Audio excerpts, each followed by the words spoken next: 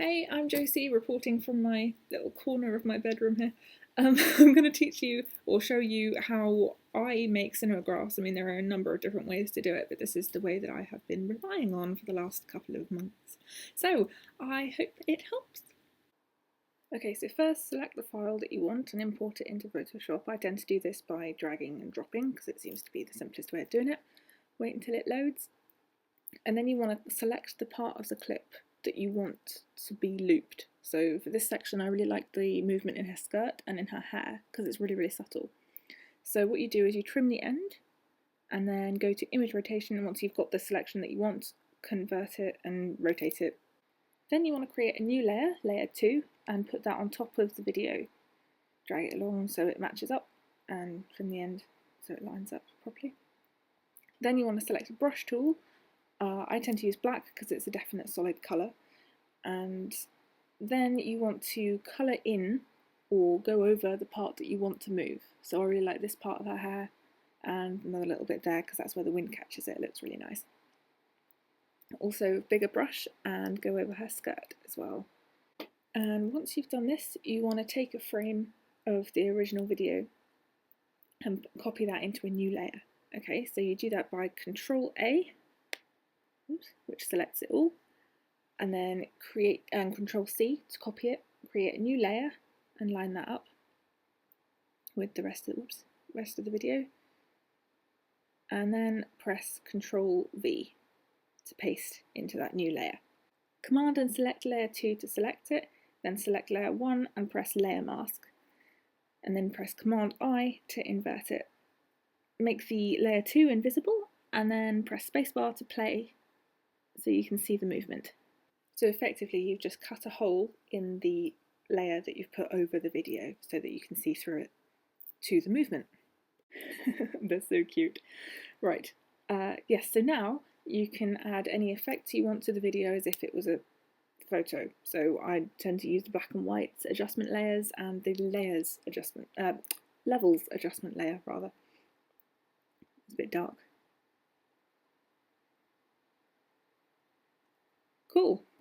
I'm also going to do a vignette, so I'm going to create a new layer and once again layer that up with the videos. I haven't done that very well, but never mind. Press stroke, 5 points roughly about, and then blur, Gaussian blur, and adjust. That's fine for me. So I'm just going to adjust this so that it's the right size because at the moment the framing is a little bit off. And now to save it, because it's a GIF file, once you've resized it and everything, you want to go to File, Save for Web.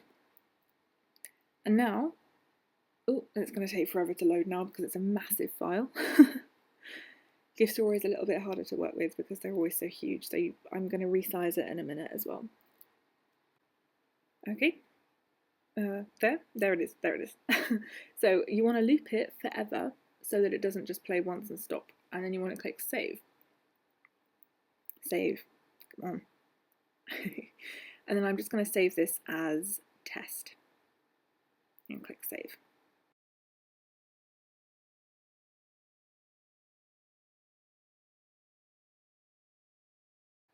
Okay, awesome. So now I'm going to close this, and you're thinking, what, don't save? But trust me, because I'm going to go into Movies, Cinemagraphs, where I saved it, and scroll all the way down, look at all these amazing cinemagraphs, and reopen test.gif. And it should appear down here in frames, like so. So scroll along, shift and select all, go to this little down arrow, press copy, and again paste, and paste after selection here. Okay. Then you want to go to there again and press reverse frames, and then when you play it, and save for web again, when you play it, it'll reverse it and loop a lot nicer than if you were just, had it once, because it tends to jump straight back to the beginning of the GIF, whereas if you reverse it, you get the idea. So now I'm going to resize it, and most of my GIFs are about 900, and then I'm going to press save again.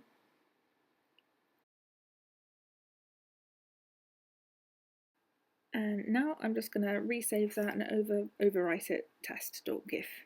Press save. and it will save now. Yeah.